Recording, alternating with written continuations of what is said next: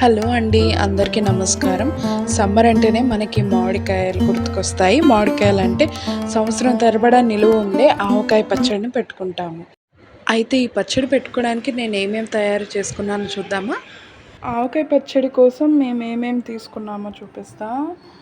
ముందు ఇవి కొంచెం నువ్వులు, మెంతులు, జీలకర్ర, అల్లం వెల్లుల్లి పేస్ట్, ఇది ఒక అర కేజీ ప్యాకెట్.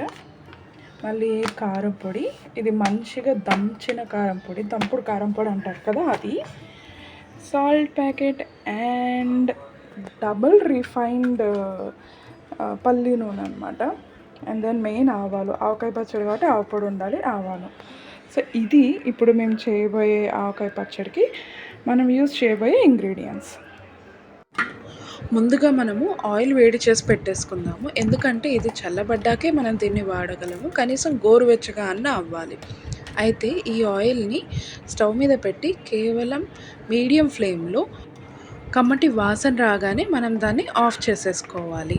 అయితే ఇది వేడయ్యి కొంచెం చల్లబడే గ్యాప్లో మనం ఏవైతే మెంతులు, ఆవాలు, జీలకర్ర తీసి పెట్టుకున్నామో అవి కూడా దోరగా వేయించుకొని అవి కొంచెం చల్లపడ్డాక మనం మిక్సీ కొట్టుకొని పొడిలాగా చేసి పెట్టుకోవాలి. అవి కూడా ఇప్పుడు నేను మీకు నెక్స్ట్ వీడియోలో చూపిస్తాను.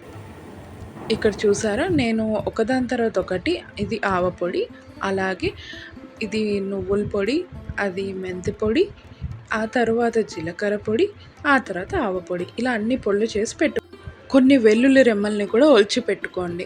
మనం ఇప్పుడు పచ్చడిని చేయడం మొదలు పెడదాము. అవసరాన్ని బట్టి ఎంతెంత క్వాంటిటీ దీనికి వేయాలో నేను చెప్తాను. నేను మొత్తం 16 మామిడికాయలని తీసుకున్నాను. వెల్లుల్లి రెమ్మలు మీ టేస్ట్కి తగ్గట్టుగా మీరు వేసుకోండి. ఎక్కువ కావాలంటే ఎక్కువ, తక్కువ కావాలంటే తక్కువ.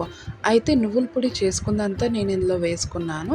ఆ తర్వాత జీలకర్ర పొడి 2 టీ స్పూన్లు, ఆవాల పొడి నేను మీరు ఏదైతే గిన్నె చూసారో దానికి సరిపడా 2 గిన్నెలు వేసుకున్నాను. 2 స్పూన్ల పసుపు, ఆ తర్వాత ఒక అర స్పూన్ మెంతులు, తర్వాత ఇలా 2 గిన్నెల నిండా ఉప్పు వేసుకున్నాను. ఉప్పు వేసుకున్నాక అలాగే ఇదే గిన్నె సైజ్ అంతా కారం కూడా వేసుకున్నాను. ఇది కూడా 2 గిన్నెలు వేసుకున్నాను. ఆ తరువాత నేను ఇవన్నీ వేసుకొని మంచి కలుపుకున్నాను. దీంట్లో అల్లం వెల్లుల్లి పేస్ట్, ఇది వచ్చేసి ఒక 250 గ్రామ్స్ వేసుకున్నాను. సో ఇప్పుడు నేను చెప్పిన లెక్క ప్రకారం కొలతలు సేమ్ అలాగే వేసుకోవచ్చు మీరు. ఆ కొలతల ప్రకారం వేసుకొని మంచిగా మీరు వేసుకున్న మిక్స్చర్ మొత్తము ఈ ముక్కలకి పట్టేటట్టు బాగా మసాజ్ చేసుకోండి. ఇలా మంచిగా కలుపుకోవాలి. ఇప్పుడు మనము వేడిగా కాచుకున్న నూనె ఏదైతే ఉందో అది చల్లారబడి ఉంటుంది. దాన్ని తీసుకొని మంచిగా ఈ మసాజ్ చేసుకున్న మామిడికాయలు వేసి కలుపుకోవాలి. మంచిగా నూనె ముక్కలన్నిటికీ పట్టేటట్టు బాగా కలుపుకోవాలి.